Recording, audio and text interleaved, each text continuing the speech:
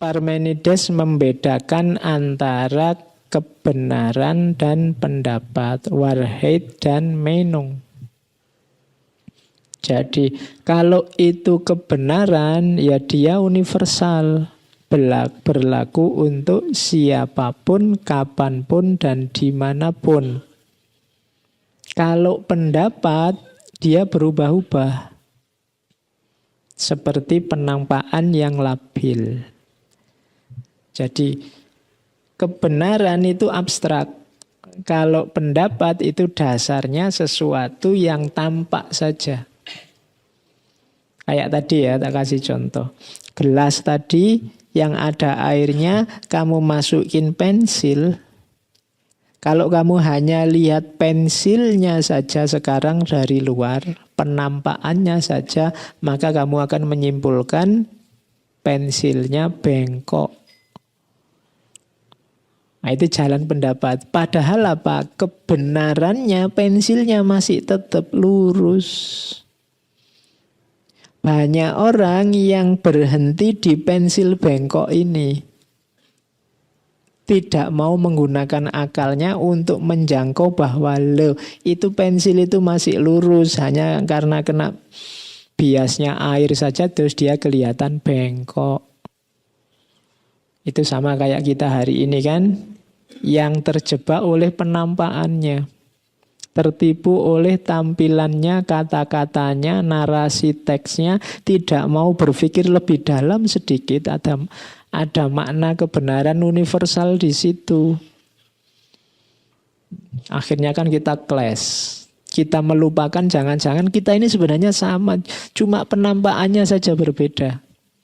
Jangan-jangan pikiran yang macam-macam itu mungkin sebenarnya hakikatnya sama. Hanya saja karena kita berhenti di penampakan, berhenti di yang kelihatannya, kita melupakan ada yang lebih hakiki. Jadi yang kebenaran, bukan pendapat. Jadi ada jalan kebenaran, ada jalan pendapat. Kalau kebenaran itu berarti sifatnya hakiki, kalau pendapat itu sifatnya temporer. Dasarnya hanya penampakan-penampakan. Oke, kita lanjutkan. Nah, dari pembagian kebenaran dan pendapat tadi terus disimpulkan oleh Parmenides ada dua jalan pengetahuan. Yang pertama aletheia dan yang kedua doxa. Aletheia itu jalan kebenaran, kalau doxa itu jalan kepercayaan. Saya tidak tahu istilah doxa ini, jangan-jangan ini yang kita serap di Indonesia terus jadi dosa. Tapi ini bahasa Latin, bahasa Yunani. Jadi aletheia dan doxa. Nah, kalau aletheia apa? Aletheia itu ya tadi jalan pengetahuan melalui unsur kebenaran. Sementara doxa, orang hanya percaya dengan apa yang dilihatnya. Akhirnya apa? Tertipu oleh unsur-unsur yang tidak nyata, tidak benar, tidak ada. Jadi menurut Parmenides, orang yang mengambil jalur doxa itu orang yang tertipu oleh penampakannya. Hanya melihat tampilannya. Yang tampilan ini berubah-ubah. Tidak konsisten. Kenapa? Karena hanya penampakan. Padahal ada yang lebih hakiki. Itu maunya Parmenides. Kalau lihat sesuatu, lampaui penampakannya. Kalau hanya berdasar panca indera, kamu bisa tertipu. Akalnya dipakai. Itu maunya sebenarnya. Jadi gunakan prinsip-prinsip berpikir yang benar. Masuki objeknya, jangan terjebak penampakannya. Oke. Misalnya air putih ini misalnya. Kalau kita terjebak penampakannya, mungkin menurut putih itu berarti nanti mesti tawar itu, mesti tawar. Loh nanti kalau ilmumu putih mesti tawar, Bisa jadi kamu terjebak suatu ketika minum air putih kok enggak tawar rasanya. Sekarang kan banyak itu kan air minum yang putih, jernih, begitu diminum rasanya manis. Ya, ada manis-manisnya karena sudah seminggu nggak di.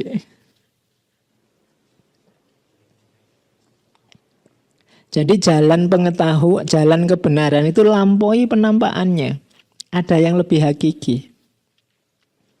Ini sebenarnya sangat spiritual kalau ditarik ke kajian-kajian ilmu batinnya. Kayak Rumi itu kan, lampaui tanah dan udara dan yang kelihatan dari bumi, lihat ada apa di balik bumi. Nah, melihat manusia juga gitu, lampaui fisiknya. Kalau dasarmu hanya fisik, fisik itu tidak konsisten. Fisikmu kan tidak konsisten. Apa ada fisik yang konsisten? Tidak ada. Saya dulu kayak gimana? Wah, foto saya dulu imut ya. Sekarang insya Allah tidak. Kita sudah berubah banyak. Jadi lampaui yang fisik. Kalau berpikir kita pijakannya penampakan, kita akan jatuh pada ketertipuan. Maka gunakan akal sehat. Jadi prinsip pertama dari gagasannya Parmenides adalah ayo gunakan jalan pengetahuan, jalan kebenaran. Bukan sekedar kepercayaan. Maksudnya hanya percaya pada apa yang kita lihat, apa yang bisa dijangkau oleh panca indera. Karena panca indera itu mudah tertipu. Kayak di Imam Ghazali itu kan waktu beliau nulis Al-Munqidh Minadz-Dzalal, dulu pernah kita bahas. Bagaimana penampakan panca indera bisa menipu. Kalau tangan habis kita panaskan di air hangat, kita masukkan kemudian ke air dingin ini rasanya hangat. Tertipu kita. Kita lihat gunung itu kelihatan halus, mulus dari jauh. Begitu dekat, ayo, geronjal-geronjal. Bulan itu kelihatan indah sekali kalau dari bawah. Tapi begitu kamu nanti datang ke bulan kan, ternyata di sana lebih mengerikan. Geronjal-geronjal. Nah, itu yang bisa ketemu begitu apa? Pakai akal. Kalau percaya saja pacabata indera bisa keliru. Oke.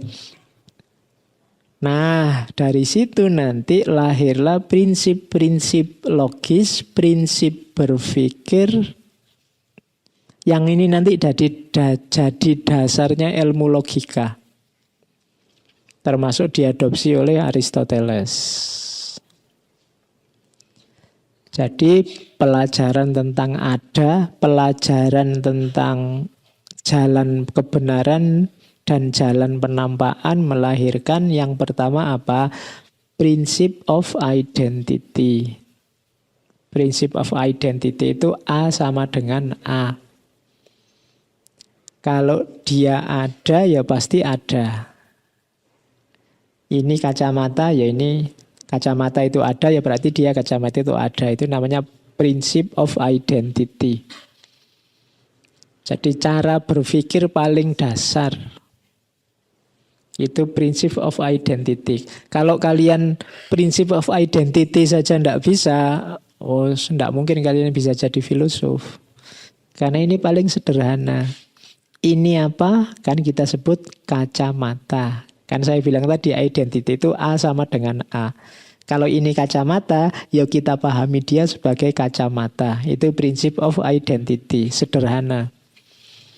Ini kelihatannya sederhana sebenarnya, cuma dalam praktek sehari-hari kita sering dibelokkan oleh hasrat, nafsu, ambisi, sehingga kadang-kadang ini harusnya kita bunyikan A, tidak kita bunyikan A.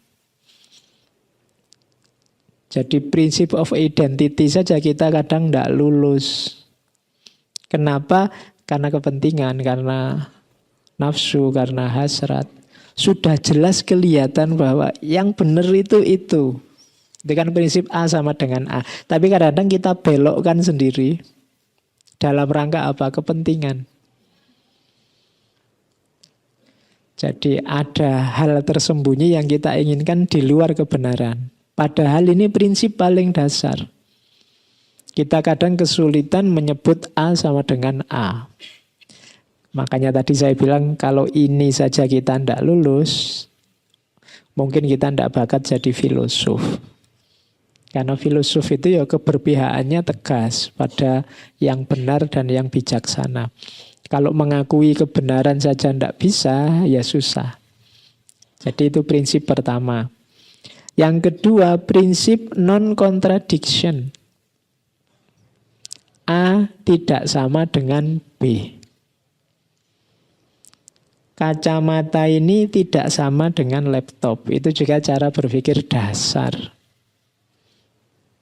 Ada tidak mungkin sama dengan tidak ada. Itu non-kontradiksi. Ini juga dasar. Contohnya banyak. Cuma itu tadi, kadang-kadang kita dengan sengaja mencampur antara ada dan tidak ada. Dua hal yang tidak mungkin kita jadikan satu. Harusnya kalau kita milih A, berarti kita tidak milih B. Tapi kadang-kadang dalam hidup kita itu pilih enaknya saja. A ya boleh, B ya boleh lah Pak. Nah, pilih enak itu. Padahal itu tidak logis. Kalau kamu milih ini, berarti kamu tidak suka sama ini. Tapi kadang-kadang karena hal tertentu, kita milih ini, tapi kita juga mau yang ini. Yus, cari contoh sendiri banyak. Oke, kadang-kadang kan kalau kita dikasih pilihan kan, kita milih yang enak. Pingin kaya apa pingin ganteng? Kamu kan terus milih, yo kaya, yo ganteng. Wong ini disuruh milih kok dua-duanya milih. Itu salah satu. Itu sederhana sebenarnya. Cuma kan kita terus seneng nyari yang anunya aja. Yo ganteng, yo kaya Pak. Masa harus salah satu kan gitu. Oke, sebenarnya itu logikanya sederhana. Kamu disuruh milih satu di antara dua. Kalau milih dua-duanya ya jadinya kontradiksi, kamu campur. Yang ketiga, prinsip excluded middle. Ini lanjutannya. Excluded middle ini tidak mungkin tengah-tengah. Saya A atau B dan tidak mungkin saya tidak A, tidak B. Jadi, wong pilihannya dua ya, kalau tidak A ya B, tidak dua-duanya tidak mungkin, tidak boleh. Saya ini Pak, laki-laki ya tidak, perempuan ya tidak, itu tidak excluded middle. Bahkan yang mungkin sama teman-teman sering dibahas itu ada gender ketiga, keempat, kelima, itu kan tetap mengafiliasikan diri dengan A atau B.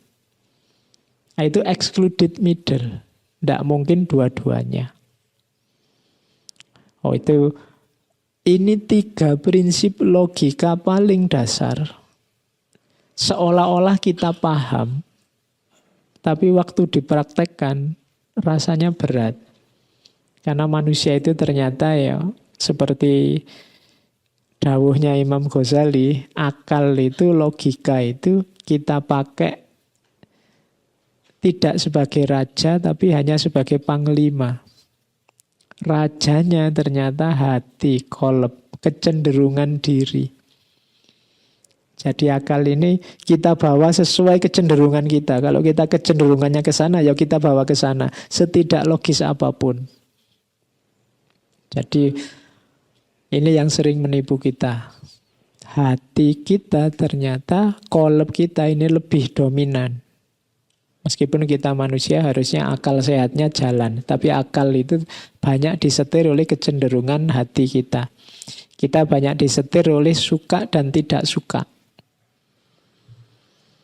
Kamu datang ke sini, mungkin punya argumen rasional, tapi coba kamu cek sebenarnya alasan paling dominan adalah kamu suka duluan. Argumennya belakangan. Itu yang bikin terus kita tidak kritis. Meskipun kamu ketemu jelek-jeleknya, karena sudah terlanjur suka, yo kamu sebut dia tetap bagus. Ya kalau sama kayak kamu punya pacar atau punya pasangan itu loh. Meskipun dia sedang dalam kondisi jelek melakukan yang jelek kan tetap kamu bela nih. Atau orang yang kamu sukai melakukan kesalahan kan tetap kamu bela nih. Kenapa? Karena kita lebih disetir oleh kecenderungan hati, kecenderungan jiwa kita. Nah, hanya para jagoan yang bisa menaklukkan dirinya sehingga rasa suka dan tidak suka ini tidak menyetir dirinya. Al-Quran kan banyak nuntun kita itu kan. Jadi jangan sampai rasa suka dan tidak suka membuatmu tidak adil. Nah, itu sebenarnya Al-Quran mengingatkan kita karena manusia itu sering begitu. Suka dan tidak suka menyetir dirinya. Oke. Dan yang keempat, ini prinsip dasar berpikir juga. Reason is basis, not senses. Bukan panca indera. Jangan terlalu percaya dengan panca indera, pakai akal. Gunakan akal sehatmu. Kalau hanya percaya dengan panca indera, kamu bisa tertipu. Oke, ini kebalikannya peradaban modern yang positivistik. Orang modern itu justru butuh bukti yang konkret, yang empiris. Mungkin termasuk kita hari ini. Kita hari ini kan punya prinsip, kalau tidak ada fotonya berarti hoax. Kalau tidak ada gambarnya berarti hoax. Itu kita menuntut bukti yang konkret. Loh, pertama-tama jangan itu, pakai akal sehatmu deh. Ngapain capek-capek nyari fotonya? Kita kan punya akal. Bisa memutuskan dengan, oh kalau kayak gitu menurut logika saya tidak mungkin. Menurut hemat saya yang semacam ini tidak pas. Itu akal sehat yang bilang. Malah kalau ada bukti konkretnya kamu bisa tertipu. Kalau kamu prinsipnya hanya foto, sekarang banyak orang pinter ngedit. Iya, wong berita-berita online sekarang editan semua. Seolah-olah ada beritanya padahal enggak.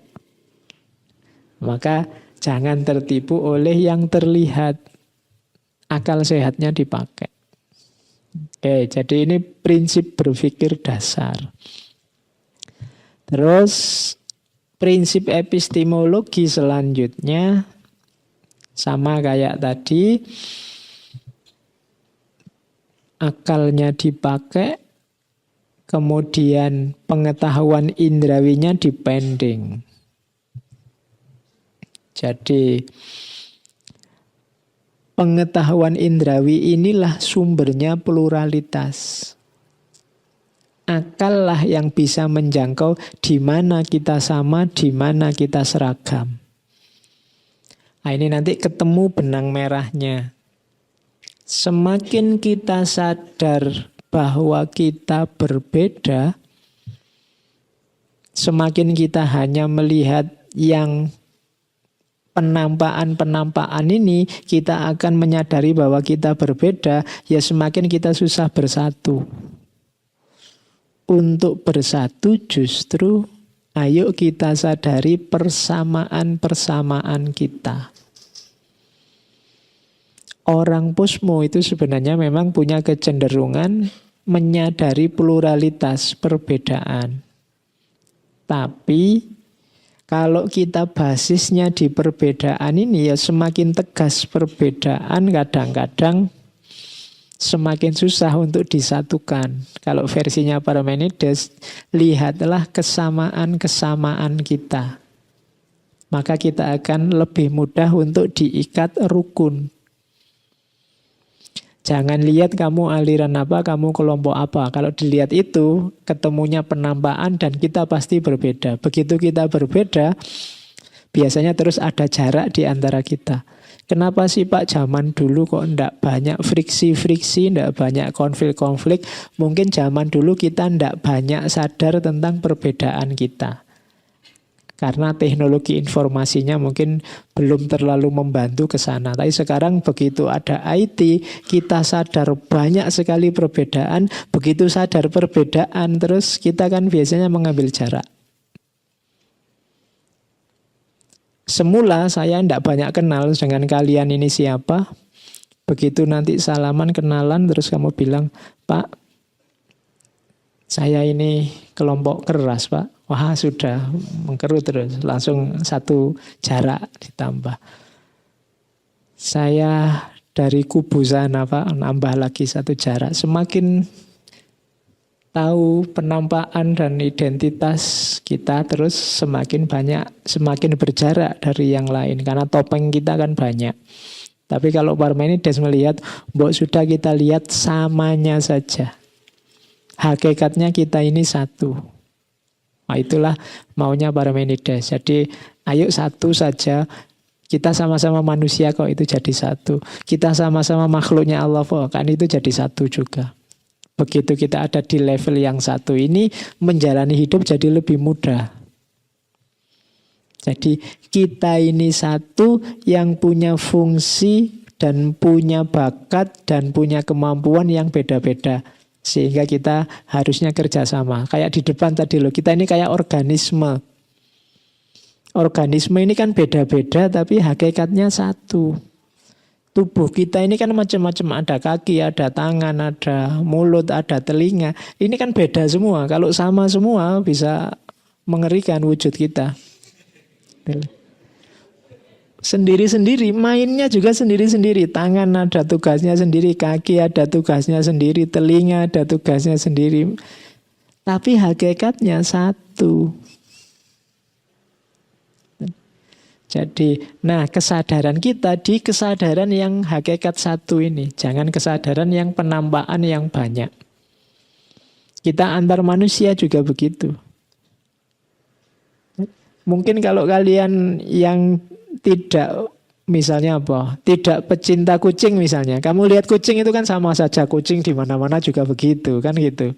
Tapi yang pecinta kucing ngerti sampai detail. Ini kucing ini kucing itu, ini cirinya itu. Ngerti perbedaannya. Nah, jadi hidup ini antara kesamaan dan perbedaan ini. Kadang kita memang harus sadar perbedaan, tapi di level tertentu kita harus berpijak pada kesamaan. Khususnya untuk bekerja sama. Karena kita ini satu tubuh.